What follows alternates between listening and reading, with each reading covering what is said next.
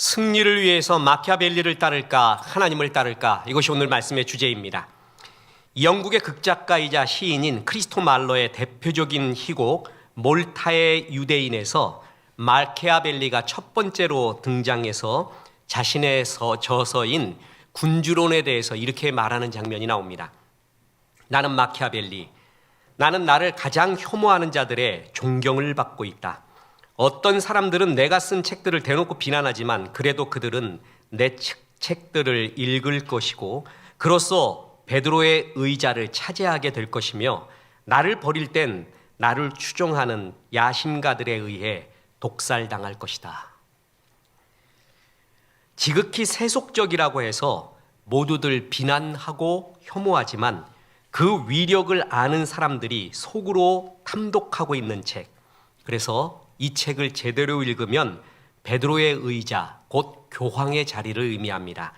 그 교황의 자리를 차지할 수 있을 것이고, 이 책을 우습게 여길 때는 이 책을 탐독했던 야심가들에 의해 독살당할 것이라는 경고를 하는 섬뜩한 이야기의 책, 마키아벨리의 군주론입니다.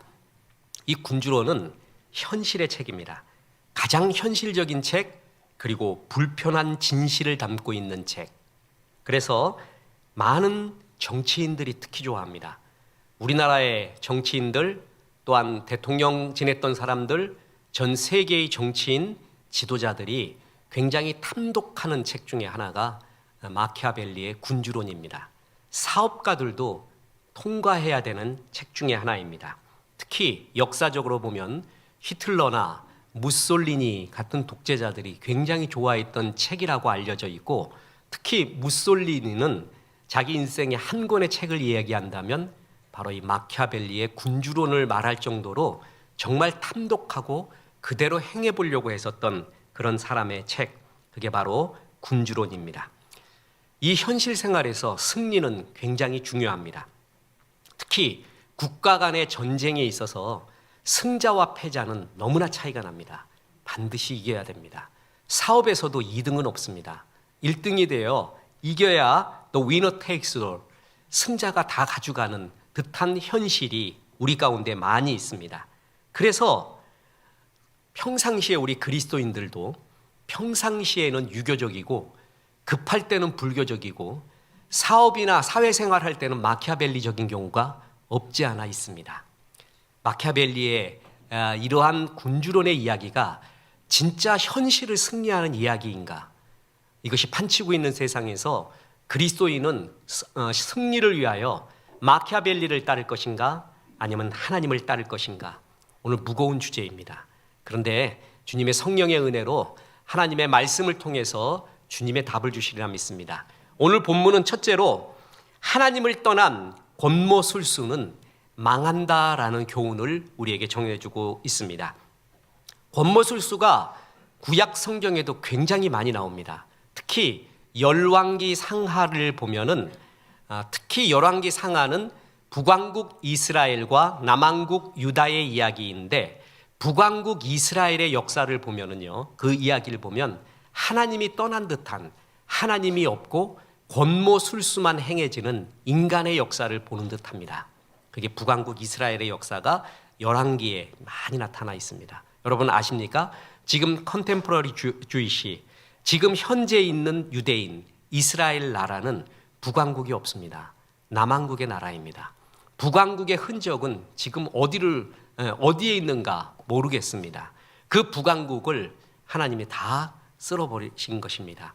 그 열왕기에 그렇게 권모술수의 이야기가 나오고, 오늘 본문에 나오는 사사기, 특히 이 사사기의 아비멜렉의 이야기에서 마키아벨리적인 그러한 권모술수의 이야기가 가득 나오게 됩니다. 원래 아비멜렉이라는 것은 나의 아버지, 아비가 나의 아버지, 멜렉이 왕이에요. 그러니까 나의 아버지는 왕이다. 그러면 자기는 뭐라는 거예요? 왕자라는 뜻입니다. 좋은 뜻입니다. 이 아비멜렉이 성경 구약에 4번 나옵니다. 그 중에 사사기에 나오는 아비멜렉은 아주 악한 권모술수의 상징으로 나오게 됩니다. 이 아비멜렉의 아버지가 누구냐 하면 그 유명한 기드온입니다. 이 기드온은 하나님 앞에 잘 쓰임을 받으니까 사람들이 그를 왕으로 추대하려고 했습니다. 그랬더니 믿음의 말을 하고 그는 왕이 되는 것을 거부합니다. 사사기 8장 23절에 기드온이 그들에게 이르되 내가 너희를 다스리지 아니하겠고 나의 아들도 너희를 다스리지 아니할 것이요, 이렇게 이야기했습니다. 반면 그의 아들 아비멜렉은 누가 추대하지도 않았고 존경도 받지 못했지만 스스로 왕이 되고 싶어 안달이 냈습니다. 그래서 그 목적을 달성하기 위해 말도 못하는 곤모술수와 사람을 해치고 괴롭히면서 왕권을 잡게 됩니다. 원래 그가 살던 시대에는 이스라엘에 왕이 없었습니다. 하나님이 직접 다스리는 신정 국가였고 하나님의 마음이 거기에 있었습니다. 근데 이스라엘 사람들은 주변 왕국을 보면서 강력한 왕을, 하나님 뜻에 맞지 않는 왕들을 요구했어요. 그때 기드온은 하나님의 마음에 합한 이야기를 한 거예요. 나도 내 아들도 왕 되지 말고 하나님이 왕 될 겁니다. 그랬는데 아비멜렉은 그걸 다 뒤집어 버립니다. 그는 왕이 되고 싶어 발버둥을 칩니다. 그래서 이 목적을 이루기 위해서 아주 심한 악행과 권모술수를 저지르게 됩니다. 마키아벨리적인 삶을 살았다라는 것이죠. 그는 이간질을 첫 번째로 했습니다. 아비멜렉의 어머니, 그러니까 기드온의 아내가 뭐였냐면 세겜 여자였습니다. 그래서 이 세겜 지역으로 아비멜렉이 갑니다. 그래서 지역 감정을 부추깁니다. 그리고 나머지 형제들에 대한 이간질을 시작을 합니다. 보세요. 사사기 9장 1절 2절입니다. 여룹바알의 아들 아비멜렉이 세겜에 가서 그의 어머니 형제에게 이르러 그들과 그의 외조부의 집에 온 가족에게 말하여 이르되 청하노니 너희는 세겜의 모든 사람들의 귀에 말하라. 여룹바알의 아들 70명이 다 너희를 다스림과 한 사람이 너희를 다스림이 어느 것이 너희에게 나으냐? 또 나는 너희와 고륙임을 기억하라 하니. 많이 듣던 얘기 같지요? 지역 감정을 부추기면서 뭐라 그러냐 하면 우리 아버지 아들이 70명이 있는데 그 70명이 너희를 다스린다고 해봐라. 70명의 왕한테 비유 다 맞추려면 얼마나 힘들겠니? 한 사람이 나한테 맞추는 게 더 낫지 않겠니? 그리고 또 알아야 될 게 있어. 나는 세겜 사람이야. 너희와 같은 친척 아니야. 이렇게 말하는 것입니다. 그래서 다른 형제들과 세겜 사람들과 이간질을 시킵니다. 그러면서 자기가 왕이 되려고 하고 있다는 것입니다. 뿐만 아니라 그는 폭력을 동원합니다. 사사기 9장 4절에 보면 바알브릿 신전에서 은 70개를 내어 그에게 주매 아비멜렉이 그것으로 방탕하고 경박한 사람들을 사서 자기를 따르게 하고 오브라에 있는 그의 아버지 집으로 가서 여룹바알의 아들 곧 자기 형제 70명을 한 바위 위에서 죽였으되 다만 여룹바알의 막내 아들 요담은 스스로 숨었으므로 남으니라. 이런 구절이 나옵니다. 자, 세겜 사람들이 바알브릿 신전, 그냥 이단 신전, 우상의 신전이라고 생각하면 됩니다. 그것에서 은을 70개를 내어줍니다. 이 아비멜렉에게요. 그래서 그것을 받고 아비멜렉이 한 짓이 뭐냐면 폭력배를 사게 됩니다. 그 돈으로. 그래서 왕이 되려고 자기 남은 70명의 형제를 다 죽입니다. 요담만 살아남았죠. 무슨 얘기냐 하면은 정치인이 정치 자금 또 자기의 위치를 확보하기 위하여 만약에 그가 크리스찬이라고 쳐봅시다. 그런데 이단 신전에서 우상 숭배하는 곳에서 돈을 받아서 자기의 정치적 목적을 이룬 것과 똑같은 현실이 여기에 그대로 나타난 것입니다. 그죠? 그래서 다 죽이게 됩니다. 그러면서 기어코 왕이 됩니다. 그래서 이스라엘을 3년 동안 다스립니다. 자, 여러분 묻겠습니다. 하나님 없이 권모술수로 그가 왕이 되었습니다. 3년을 다스리게 됩니다. 이것이 승리일까요?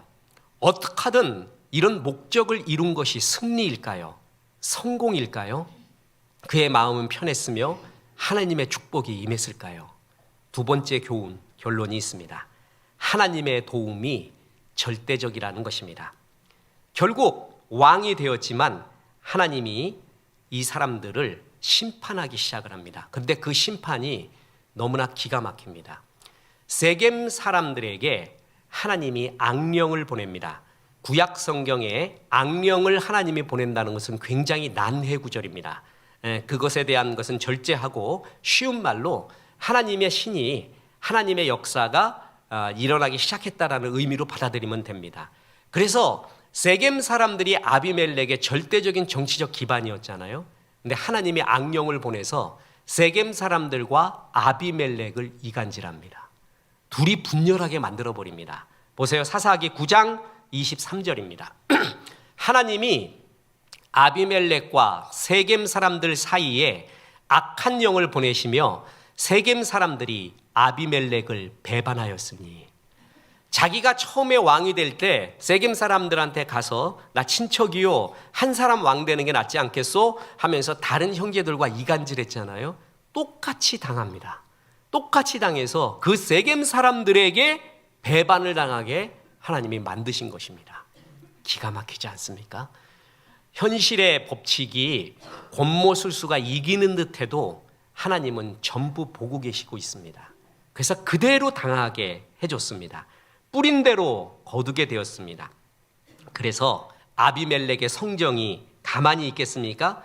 이 세겜 사람들을 전부 쓸어버리려고 합니다. 다 죽여버리려고 합니다. 그래서 성읍을 무너뜨리고 닥치는 대로 살육을 시작했습니다.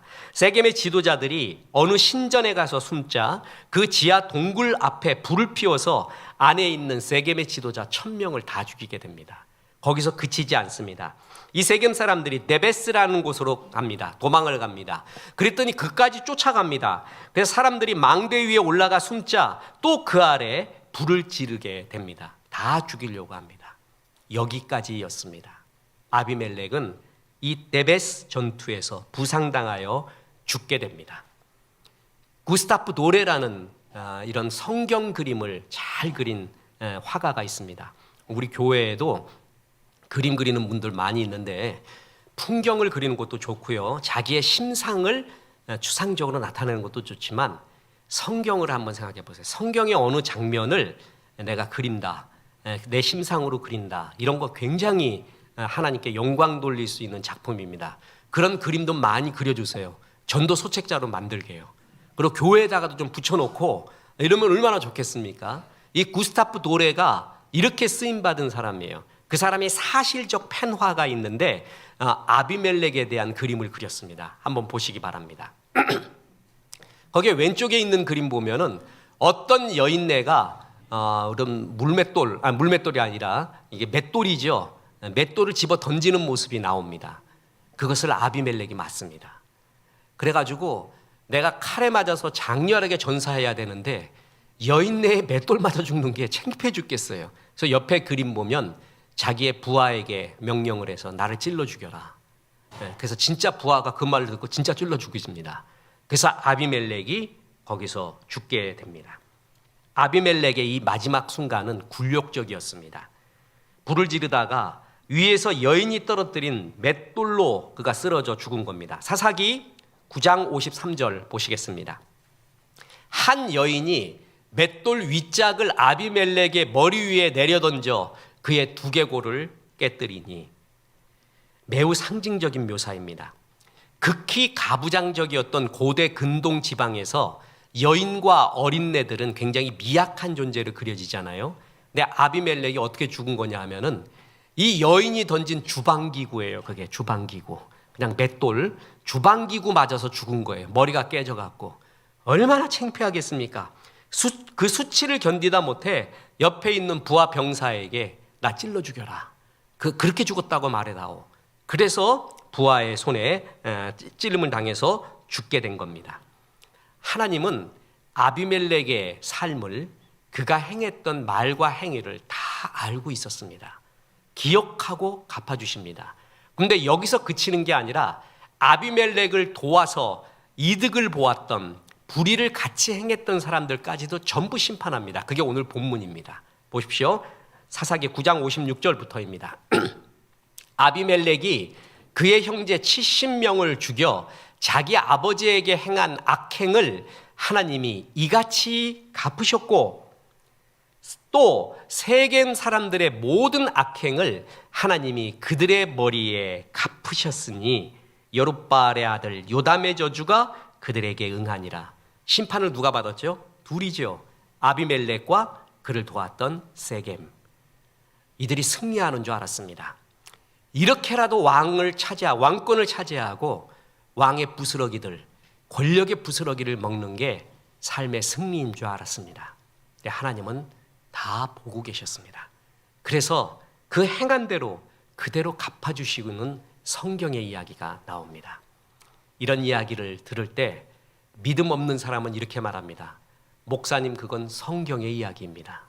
현실의 이야기는 다릅니다. 그게 바로 마키아벨리즘이에요. 그러니까 성경의 이야기는 교회에서 들으시고 교회를 나와서 현실을 살다 보면 그렇지 않습니다. 그래서 오늘날 많은 그리스도인들도, 심지어 신앙생활 잘하는 그리스도인들조차도 농담으로 말하지만 평상시에 유교적이고 급할 때 불교적이 되고 사업하거나 현실의 이득이 앞에 있을 때는 마키아벨리적이 되는 경우가 되게 많습니다. 그게 현실입니다. 이 마키아벨리의 군주론은 여러 가지 해석이 있습니다. 군주론보다 더 많은 해석의 책들이 지금 많은 사료를 통해서 여러 해석이 나오고 있습니다. 그러나 1559년 교황 바오로 4세가 이것을 악마의 책이라고 지칭을 하게 됩니다. 그래서 사악한 마키아벨리가 쓴 악마의 저서, 이렇게 지적을 했는데, 계속 말하지만 현실 속에서는 여러분, 우리나라에서는 청소년 권장도서 100선에 들어간 거 아십니까? 악마의 서적이 청소년 권장도서, 그것도 청소년이요, 100권에 들어갑니다. 그런데 이거 없어지지 않고 세계 고전 100권에 반드시 들어가는 것이 이 책입니다. 왜 이것이 이토록 현대인의 현실을 잡고 있는가? 현실은 마키아벨리고 성경은 이론인가? 우리는 늘 고민할 수밖에 없습니다. 이 책이 나오게 된 배경은 이탈리아가 서로마 제국이 멸망한 후에 19세기까지 그냥 강력한 군주국가가 아니라 도시국가로 1400년을 지내게 됩니다. 이 1400년 지나는 동안에 다른 옆에 나라, 예를 들어서 스페인, 영국, 프랑스는 강력한 군주국이 되어서 이탈리아를 호시탐탐 노리고 있는 입장이었습니다. 그런 가운데 이탈리아는 통일된 나라가 되지 않고 피렌체, 베네치아, 교황령, 나폴리 등으로 도시국가로 나눠져 있어요. 이러다가는 잡아먹히는 것은 당연한 일입니다. 그래서 뭔가 강력하고 유능한 군주가 나타나가지고 이 나라를 통일했으면 좋겠다, 그런 마음으로 쓴 책이 군주론입니다. 그래서 이 마키아벨리는 로마사를 굉장히 중요시 여겼습니다. 어느 정도였냐 하면은 밤마다 자기의 서재에 들어가서 경건한 옷을 입습니다. 그래서 로마사를 연구해요. 우리의 조상들의 역사가 이렇게 창연했는데 다시 제2의 로마의 부흥이 일으킬 만한 군주가 우리에게 나타나기를 바랬다는 거죠. 그리고 또 하나는 자기 자신이 지금 실직 상태에 있었습니다. 정권이 바뀌는 바람에 고문도 당하고 실직 상태에 있어갖고 새로운 정권의 우두머리가 된 메디치 가문, 많이 들어보셨죠? 메디치 가문이 쫓겨났다가 프랑스의 힘으로 다시 들어와서 정권을 잡은 거예요. 그 메디치 가문에게 자기의 포트폴리오, 헌정사를 바친 겁니다. 나 유능한 사람입니다. 나를 고용하시면은 강력한 나라가 이루어질 수 있도록 내가 도움이 될 수 있을 것입니다. 군주여, 이것을 받아주십시오 라고 쓴 포트폴리오의 성격, 이 두 가지가 군주론입니다. 그런데 그 메디치 가문에서 로렌조 메디치가 안 받아들였다는 거죠. 그 대신에 어떤 사람이 사냥개를 갖고 왔는데 그 개를 그렇게 좋아했대요. 그래갖고 그런 말이 있습니다. 내가 이 개만도 못하구나. 그래갖고 엄한 사람들이 이제 그거를 보기 시작을 한 거예요. 그 로렌조 메디치는 실제로 읽지를 않고요. 그래서 강력한 나라가 되면 좋겠다, 그런 군주가 또 하나가 뭐냐면 자기를 써주십시오라는 책이 바로 이 책이었습니다. 이 책은 총 26장으로 되어 있는데 이 중에서 제일 문제가 되고 지금도 제일 많이 이야기되는 게 15장에서 18장까지의 이야기예요. 여기서 마키아벨리즘이 나오는 거예요. 무슨 얘기냐 하면은 군주가, 리더가 백성과 다른 동맹국을 대하는 법, 어떻게 대해야 되는가에 대해서 나오는데 이게 완전히 혁명적입니다. 이게 성경의 가치관과 이제껏 윤리 도덕의 가치관과 완전히 반대가 되는 것입니다. 자, 여러분, 마키아벨리의 군주론 그러면 떠오르는 짐승이 있죠? 읽어보지는 못해서도 그 짐승 이야기는 들었을 거예요. 뭐와 뭐가 나옵니까? 사자와 여우. 군주는 때로는 사자 같아야 되고 때로는 여우 같아야 된다. 이런 말 들어보셨을 겁니다. 이 말은 사실 마키아벨리의 말이 아니라 그 전에 이런 많은 도덕 윤리를 붙잡고 있었던 키케로의 이야기입니다. 서구 전통의 키케로, 아리스토텔레스, 플라톤 이런 사람들이 특히 키케로가 자기 아들에게 쓴 편지가 도덕 의무론입니다. 그 책이 중세 이후로 이탈리아에서 굉장히 호황을 누렸어요. 많은 사람의 마음을 잡고 있었어요. 그래서 종교개혁이 일어났을 때 구텐베르그의 인쇄술이 발달됐다 그랬잖아요. 그 인쇄술로 성경을 번역하고 인쇄하고 종교개혁의 레러들, 문서들을 인쇄한 이후로 구텐베르그가 상업적으로 제일 먼저 손댄 게 키케로의 의무론이었습니다. 그만큼 사람들의 마음을 잡고 있었던 거예요. 그 의무론의 핵심 구절 중에 하나가 뭐냐면 군주는 절대 사자가 돼서도 안 되고 여우가 돼서도 안 된다는 말입니다. 사자같이 사람들한테 폭압을 쓰지 마라. 여우같이 간사하게 곤모술수하지 마라. 그게 사람의 도리고 군주의 도리다라고 했는데 마키아벨리는 그 유명한 키케로의 말을 뒤집으면서 자기의 사상을 이야기하기 시작한 겁니다. 그래서 군주는 짐승의 방법을 잘 이용해야 할 줄 아는데 그 중에서도 여우와 사자를 모방해야 됩니다. 짐승 되라 이 얘기입니다. 그래서 실제로 이런 구절도 나옵니다.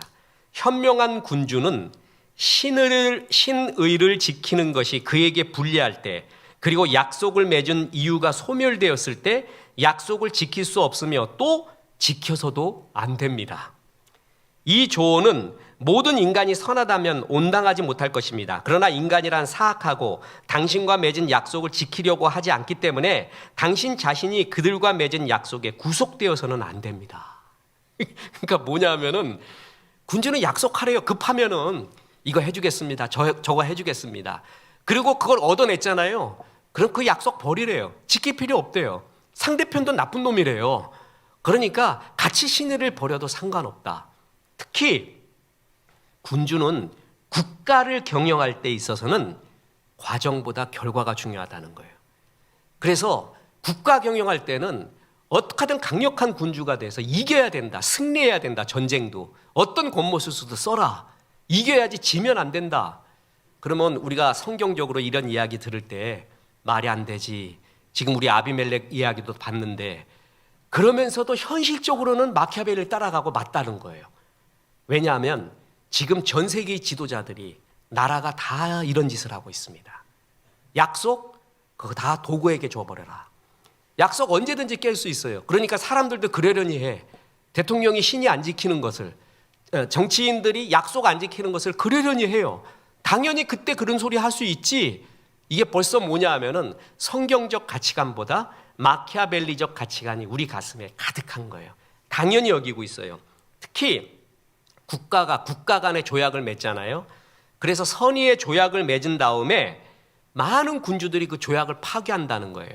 파기하지 않고 약속 지키는 군주는 지더라 이거예요. 나중에 그걸 어기고 이득을 취하는 군주가 이기는 것이지 결코 그렇게 순진해서는 나라를 경영할 수 없다.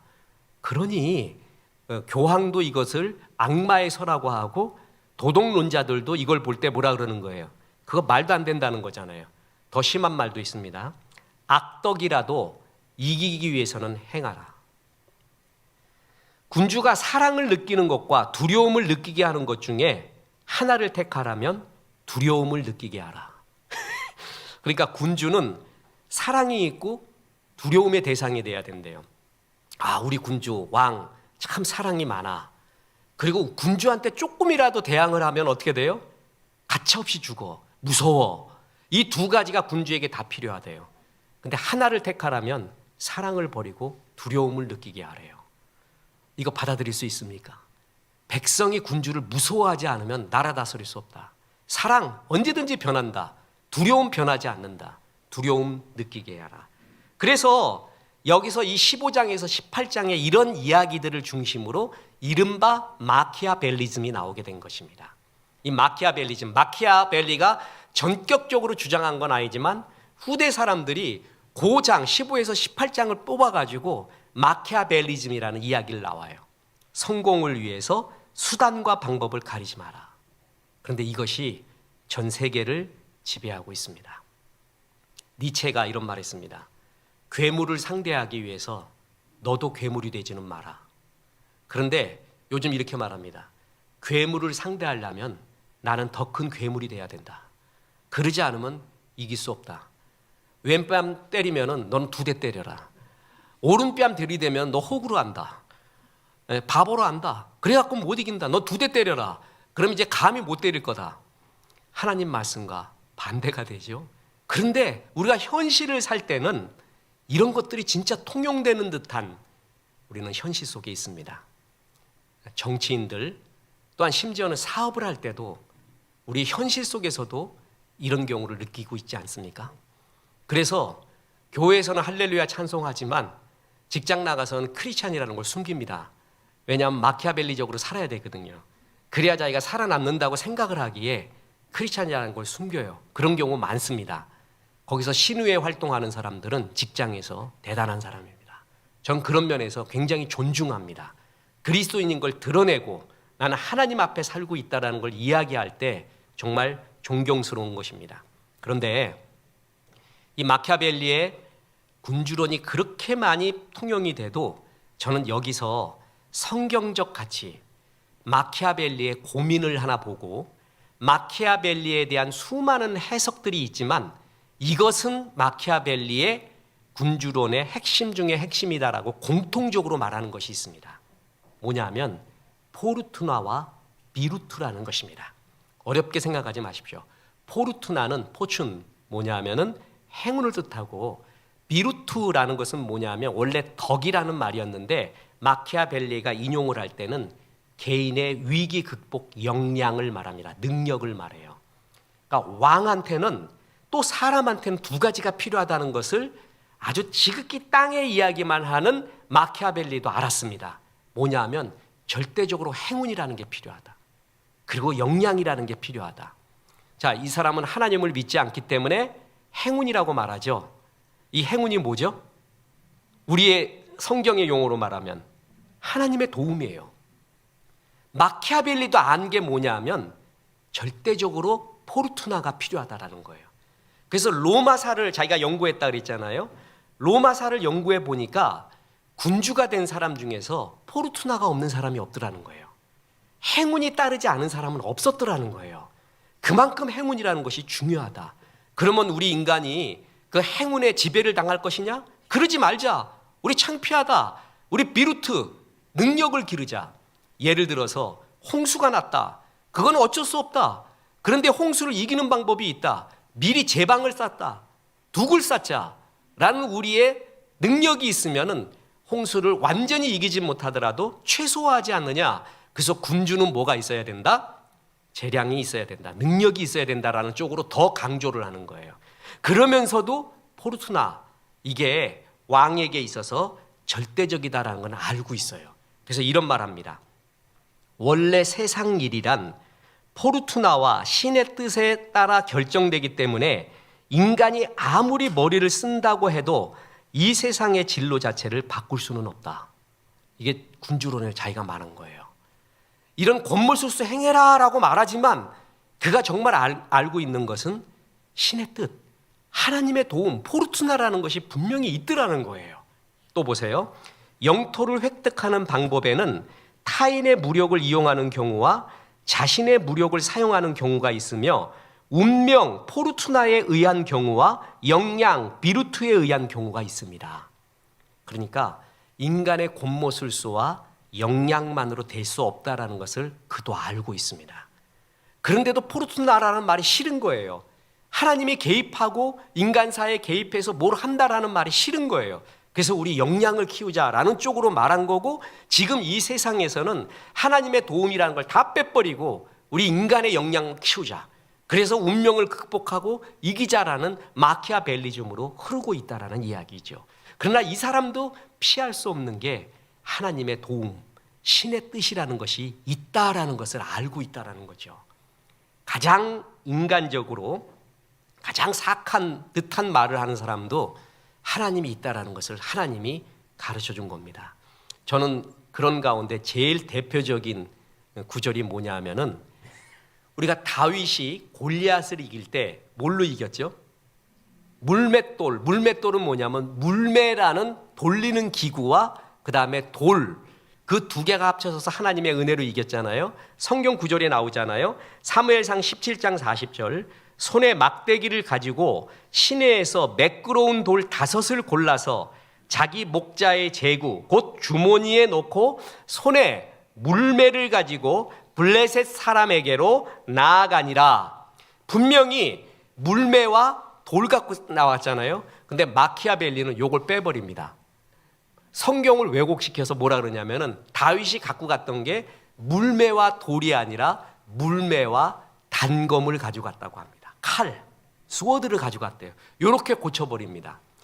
물매와 돌을 가져갔다라는 것은 골리앗을 이길 때 하나님을 믿는 믿음으로 하나님의 도움으로 이겼다라는 것을 의미하고, 물매와 칼을 가져갔다라는 것은 하나님의 도움이 아니라 자기의 역량, 칼 쓰는 역량, 무기의 힘으로 이겼다라는 것을 의미하죠.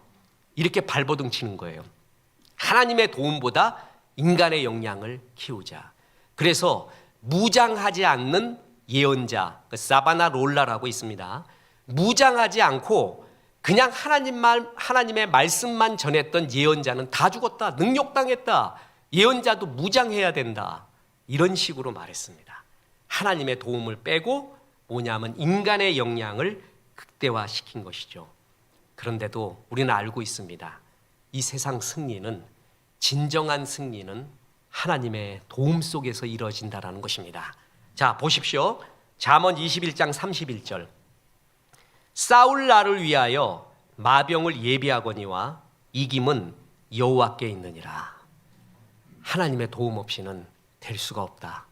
하나님의 도움 없이 된 듯한 모습도 오늘 아비멜렉의 이야기를 봤죠. 하나님 다 보고 계십니다. 결국은 비참하게 심판하십니다. 우린 이것을 믿는 것을 신앙인이라고 합니다. 마병을 예비해야 합니다. 우리의 준비입니다. 학생들이 공부해야 될 이유입니다. 마병을, 하나님의 비전을 이루기 위해 마병을 준비하는 과정입니다. 그죠? 그러나 이김은 어디에 있다고요? 여호와께 있느니라. 진정한 승리, 영원한 승리, 일시적이고 바람 같고 안개 같고 의미 없는 자기 명예를 위한 승리가 아닌 하나님이 기뻐하는 영원한 승리, 그 이김은 여호와께 있다라는 것을 압니다. 그냥 승리하고 성공한 듯해도 맨날 욕먹고 저 악한 사람 끝없이 욕먹고 있는 성공자가 진짜 성공자이겠습니까? 진짜 이김은 하나님께 있다라는 것입니다. 하나님은 누구를 도우십니까? 신실한 예배자입니다. 그리고 하나님의 마음인 전도, 선교, 구제하는 사람입니다. 이런 사람들을 진짜 하나님은 도와주고 싶어하고 영원한 승리가 그에게 있게끔 인도하십니다. 전 세계는 정말 비도덕적 국가들의 투성이입니다. 라인홀드 리버가 도덕적 인간과 비도덕적 사회라는 책, 아주 유명한 책을 썼습니다. 제목에 모든 것이 들어갑니다. 개인은 다 도덕적입니다. 그런데 공동체가 될수록 집단 이기주의가 나오고 그 공동체 제일 큰 게 뭐죠? 국가예요. 국가는 비도덕적이래요. 그러니까 도덕적 개인의 인간이 있지만 단위가 뭉치는 것이 클수록 국가는 비도덕적이다. 그래서 그 국가를 운영하는 사람들이 수많은 권모술수, 마키아벨리적 그러한 이야기들을 수없이 하고 있는 그 속에서 우리는 살고 있습니다.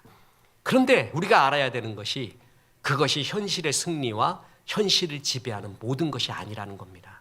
하나님은 반드시 보고 계십니다. 그리고 결산을 준비하고 있다는 것입니다. 각 나라마다 하나님이 기뻐하지 않는 일을 법적으로 만들고 있습니다. 이 법적인 제정까지 할 때는 하나님의 거국적인 심판이 임할 수 있습니다. 우리나라에는 그래서는 안 됩니다. 그것에 대한 마지막 보루가 교회입니다. 교회는 절대 이런 것과는 타협해서는 안 됩니다. 하나님이 기뻐하지 않는 가치관, 사상, 생각, 이런 것은 정말 옳지 않습니다. 세상이 아무리 곤모술수가 많은 마키아벨리적이라고 해도 우리는 믿는 것이 있습니다. 요한일서 5장 4절, 무릇 하나님께로부터 난 자마다 세상을 이기느니라. 세상을 이기는 승리는 이것이니 우리의 믿음이니라. 승리, 진정한 승리, 아비멜렉같이 일시적이고 욕먹고 불안한 승리가 아닌 진정한 승리는 하나님께 있고 그 승리를 얻을 수 있는 것이 우리의 믿음, 하나님 앞에 사는 우리의 믿음이라는 것입니다. 끝으로 어느 목사님의 간증 이야기하고 마칠까 합니다. 미국의 어느 목사님이 자기 딸하고 이렇게 가치관의 충돌이 일어나나 봐요. 그래서 이야기를 하면서 얘야 너 그렇게 살면 안 되는데 라고 했더니 딸이 이렇게 말합니다. 아빠 그 세상 모르는 이야기예요. 에브리바디 다 그렇게 해요. 다 그런 거 해요. 그랬더니 목사님이 딸한테 이렇게 말했다고 합니다. 딸아 너는 에브리바디가 아니다. 너는 하나님의 딸이잖아. 하나님의 딸은 달라야 되잖아. 이 달리 사는 걸 거룩이라고 합니다. 이걸 카도시라고 합니다. 너는 달라라. 세상이 다 어두워도 너는 빛의 역할을 해라. 세상이 다 부패해도 소금 역할을 해라. 우리한테 이런 마음이 있을 때 우리는 완벽하지는 않지만 하나님이 함께 하시는 역사, 그래서 주의 도움으로 승리하는 역사가 있을 겁니다. 사업하는 특히 성도 여러분, 힘든 사업이라는 거 잘 압니다. 저는 목회하면서 두 부류, 특히 두 부류에게 진정한 존경과 존중을 보냅니다. 하나는 의사들이에요. 또 하나가 중소기업 사업가들입니다. 이들 정말 존중하고 존경한다는 이야기를 여러 차례 말했습니다. 특히 사업가들, 내가 5명의 6명의 가족들이 있다, 사원들이 있다.